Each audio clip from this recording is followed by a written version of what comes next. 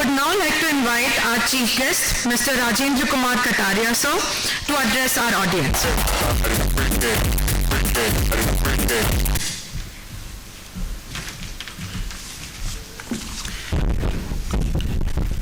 Good morning, friends. On the occasion of Global Spin Trade Conclave, the dignitaries on dais, Dr. Ajit Nigam, Mr. Yash Arya, Mr. Satyaki Rastogi, Dr. Glory Savrupa, Mr. Layak, friends from textile sector within this country and from outside. First of all, I welcome you all, whoever come from outside Bangalore or Karnataka. I welcome you in the city, garden city, beautiful city of Bangalore. Weather is very good, so I'm sure people would have gone out in the morning for walk or otherwise would have felt that chill in the air.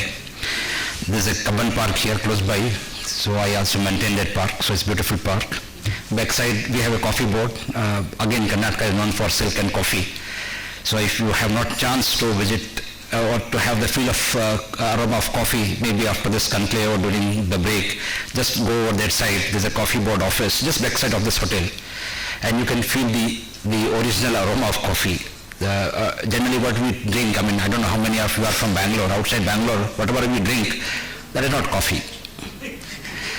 That coffee has a lot of mixture actually. They add chicory and other powders. So the pure 100% coffee is something which we promote. I am also on the board of coffee, and I am being part of my horticulture department. We also promote coffee. Coffee again, around 75% or 80% of the coffee in India is produced in my state, this part of the country, and I am happy that I am part of this thing.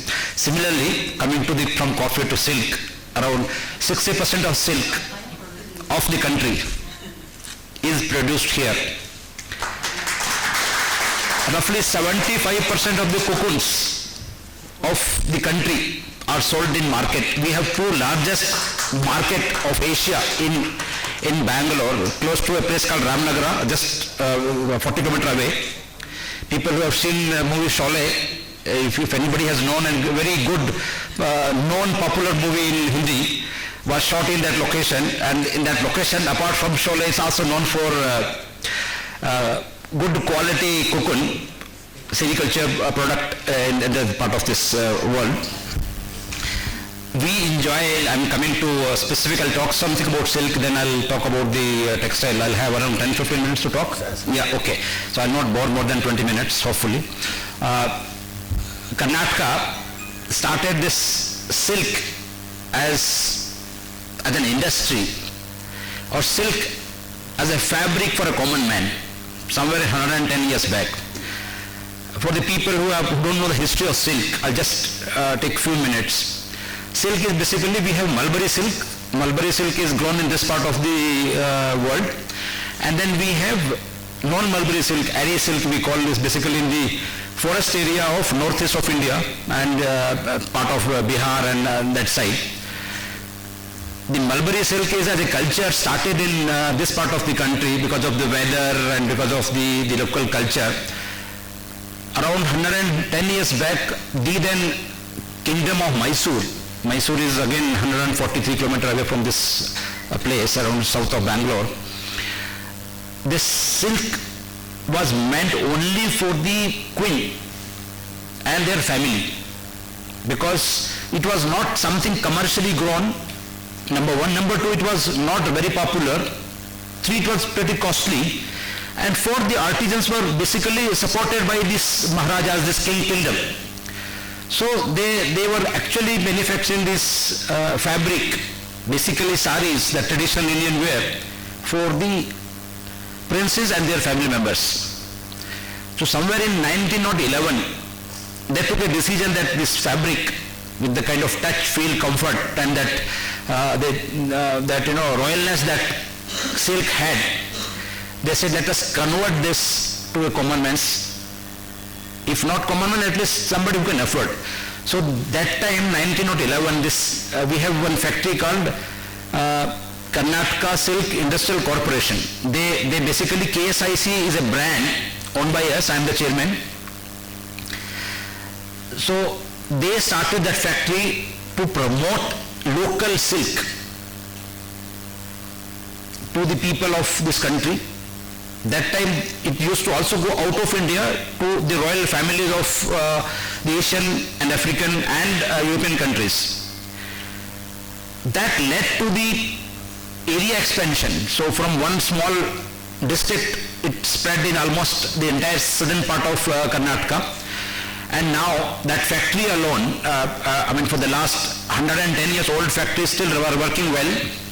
And I was telling other day when these people have come to meet me, that whatever tag I put on the sari, scientifically or otherwise, even by mistake also, you add one extra zero also, it is sold. So whatever is produced is sold. There is no stock lying more than 20 days in my apartment, in my storerooms. We are not able to expand because we are very particular about the quality. If we compromise with the quality, and let me tell you, government is not good at business, frankly speaking. Like I always tell that we as a government should not do business. But then certain things we started long back, and then since we know good or bad, whatever tag we put, there are people to buy. So we are continuing with it, and then we are making good profit. We have almost every year the turnover, the size of the company is almost 1,000 crores, 1,000 crore of Indian rupee. There is a brand value, and we are planning to come out and going public so that the brand silk of Mysore can go internationally. Now apart from the KSIC, now here I am talking about what are the opportunities one has in this sector. As you know, textile has a huge potential both nationally and internationally for exports. A lot of innovation has taken place in the last 3 decades. We stand number 2 in the country in terms of textile production and export. There is a scope for innovation in this sector. Karnataka state, we have come out with our state textile policy where n number of benefits are extending to the startups. We are right from giving subsidies in the land procurement, providing other infrastructure thing, providing skill upgradation, training, financial assistance, tie-up with the foreign buyers, helping them to exhibit their products internationally. With the help of various organizations of the state government and government of India, we are trying that the exhibition, the products are displayed internationally, sold internationally with a brand value internationally. So that we are trying. Silk has again is a huge potential. Again, coming back to this sector, is a specific because Indian silk, again I am saying with authenticity, with full confidence, is supposed to be the best silk. I'll give a small example. If you have ever tried doing some Googling, we also have what we call is, we organize from our company vintage sari exhibition. When I'm saying vintage is not 10 years old saris. We have fabric more than 50 years old. Whenever we organize this, and I feel happy, I was sharing with them other day, we have seen 3 to 4 generations coming together to exhibit those products. The young daughter is coming with a sari worn by her mother, which was gifted to her by her mother-in-law, who actually got from her mother-in-law or her mother. And I've attended 2 of such exhibitions, 78 years old sari, a fabric which on display, you can't even distinguish whether this sari is new or the old 75 years old sari. Sari in this part of this country is not just a fabric, it is taken as, as a jewelry because it's pretty costly. Because the good quality cocoon, yarn and the silk, pure silk. Again, since I was telling about the pure coffee, not many people know what pure coffee is because coffee has blend. Here also we have blend. That's why you people who drink wine, I also am chairman wine board, so we also promote wine as part of my horticulture. Yeah. So as a part of my horticulture, because wine is a producer of grapes, and we grow grapes in this. We have 4 valleys in Karnataka. So we always promote that people think only that it is injurious to health or harmful to health. No, I am saying it is good for health. But one has to understand the purity.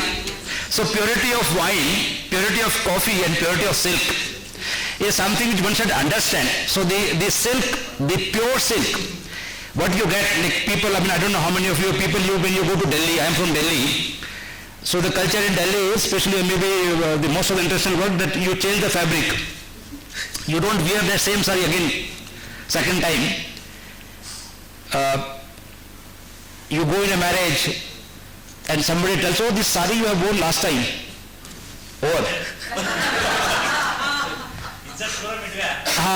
Like for us, like I wear my coat. I have around 2-3 dozens of coat, but all are almost the same. Because black, grey, blue, and then different shades. So there is no difference. Even if I repeat the same suit again, nobody will recognize that I am the same suit. But in case of ladies, if you put the same saree again, they will say, again you are coming with the same saree. But let me tell you, but in case of silk, since silk sarees are costly, number 1, 2, people buy as a jewelry, tradition, exhibiting this saree again and again has become culture, which I have seen myself in the last 3.5 years. I am in this sector of textile for the last almost more than 5.5 years. I was secretary MSME, mines, textile, sugar at one point of time. Then I continued in agriculture, joined, so I sell wine, I sell coffee, I sell fruits and vegetable, and I also sell silk. So I request, since silk is something which you don't get anywhere else. Nobody will talk about silk outside Bangalore, because this is unique product which is produced locally. Nowhere in the country, maybe northeast you go, the kind of spread is, I mean, you can't have a cluster like this. If you travel from Bangalore to Mysore on the interior route, if you go via Kanakpura road, you will not find anything other than mulberry plantation on the roadside. You might have gone, wouldn't have noticed it, but if you go next time, you see both sides you have mulberry plantation. See the magic, how the cocoon is made, how the seed is produced. So right from mulberry plantation, seed, multiplication of seeds, producing cocoon, converting cocoon. I don't know how many of you know, have you seen cocoon? This is a very small size piece. Yeah, good, only 2-3 people are. Yeah, I think more hands. Very small size cocoon.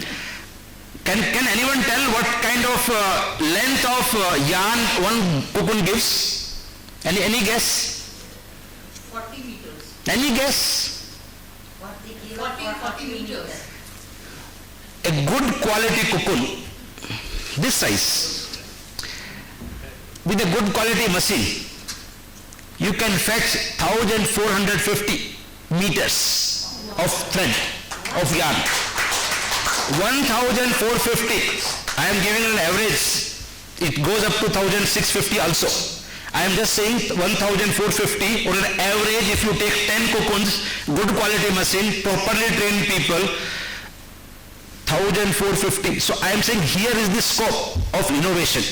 If somebody really wants to get into this business, from 900 meters to 1,200 meters, see the jump, 30%. That comes the innovation, how you can bring technology in it. If you have good ARM, automatic reeling machine, if you have good ARM, if you have trained your people well, skilling. Madam was talking about skilling. If you skill your people, see the jump. 900 meters to 1,200 meters, average guy can do. Add further 250 meters. See the quantum jump in your production. So, innovation in terms of procurement, when you procure good quality cocoon, how to tell, we have system, but then there is an innovation. Somebody can bring out innovation and a startup can come up. Then good quality machine, how you can come up with this machine. Startup for providing skill upgradation in the sector. Huge scope. People are willing to get skill upgradation. was skill upgradation, then yarn is ready. This is one of the finest yarn, very thin yarn, supposed to be very strong, the good quality silk. Both length and width, you have only single fabric. Most of the, again I was telling about Delhi thing and all those places, because in that side, the silk has one side pure silk and the other side is the raw silk or the artificial silk. That's why the cost of fabric at times you will find, if you are getting a sari in any showroom and if somebody is saying it's good quality pure silk and it's less than 7,000, it's not pure silk, because the raw material cost as the present value itself, it's almost 3,000 rupees is the raw material cost. 600, 700 gram you get something when you have 6 meter sari. Then the labor cost, then twisting, then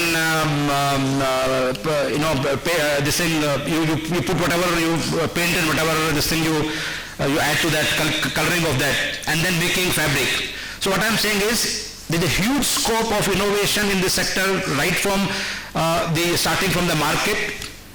I am saying of farm activity. There's huge scope in farm activity also, how you can do the cultivation of mulberry. People talk about mulberry plantation. It's one of the robust crop, I can say. Very rare any failure.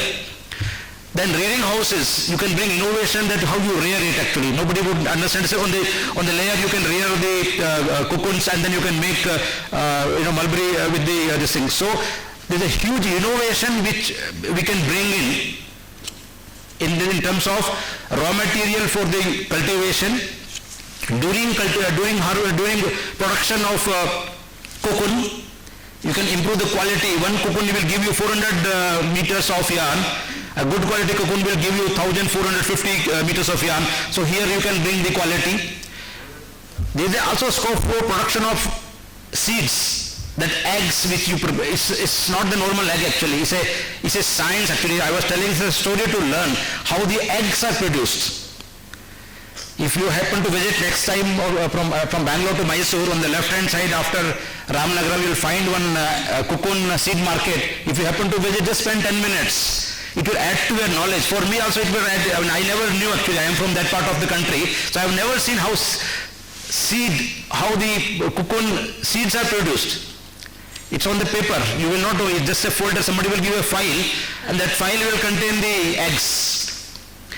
And that single sheet of this thing will fill this room with full of worms, and you will find the end of the day, 40 days, you get almost few lakh rupees in 40 days, 50 days with the single sheet of seed if you have a proper plantation. So there is a huge scope of innovation in the farm activity, on farm activity. There is huge scope of innovation in the production side of activity. So I would suggest that, since this is a specialized sector and there is a huge scope of value addition, maybe during your conclave, if anybody is interested, as Secretary of the Department, I can assure that we are willing to give support for any new innovation. New startup is willing to come up with new ideas. There is a huge scope, and people are willing actually, because if you see the export in the last few years, the demand for Indian silk has gone 4 times in last 10 years. Because of the quality we are maintaining, the life the silk has, and the fineness and the strength the silk has. So I would suggest that if anybody is interested in the field of silk as a fabric, there's a huge, great future. Silk area is also expanding. Earlier it used to be on the southern part of Karnataka where the temperature used to be conducive. Now we have an institute where we actually do a lot of innovation, and then there we have started a new variety of silk which can be grown in the so-called arid or dry region of the northern Karnataka. We have around almost 10 agroclimatic zones, so the northern side is a bit hot and dry, northern part of Karnataka. So there also we have started our biotin and crossbreed varieties of cocoon, and it's coming up. So there's a huge scope. If any startup is willing to stand and start something in the field of sericulture in the so-called dry land of Karnataka, there's a huge scope of starting new things. So textile policy of the state gives you huge leverage in all kind of innovations, skilling, in the investment in the field of production, incentive in the field of export, to have name and fame. Branding and advertisement, marketing again is a focus area where we are giving a lot of focus. So I would, through this conclave, I would urge all the participants, wherever you think that there is a scope for anyone to take initiative, the state of Karnataka will be more than willing to support the entrepreneurs to start their dream project in the state, and the dream will, I'm sure, will become reality. As I was saying, everything is pure here. Coffee is pure, wine is pure, silk is pure. This commitment is also pure. Thank you.